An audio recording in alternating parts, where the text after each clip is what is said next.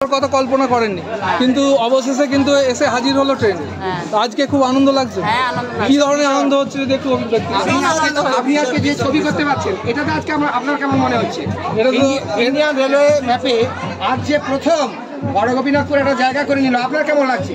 এটাতে খুবই ভালো লাগছে এবং আমরা আমাদের প্লেস রিভিউয়ার চ্যানেল, যে এই চ্যানেল কিন্তু বরাবর চাইছে যে এই রেল লাইনটা সম্পূর্ণ হোক।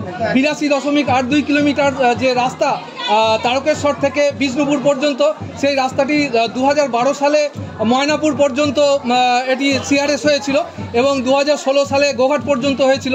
দুদিক থেকে হয়েছিল এবং মাঝে ভাবাদিঘির জন্য দীর্ঘদিন কাজ বন্ধ ছিল এবং আশ্বিনকোটা থেকে বর্তমানে যে 2016 সালের পর জমি অধিগ্রহণ হয়, তো তাতে কিন্তু এই লাইনটি সম্পূর্ণ তার পথ পেয়েছে এবং তাতে করে আজকে খুব আনন্দের দিন।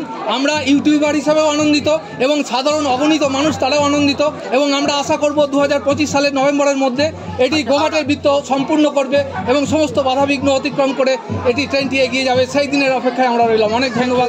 নমস্কার। নমস্কার। তো আপনারা দেখছেন এই মুহূর্তে আমরা আছি বড় গোপীনাথপুর যে স্টেশন।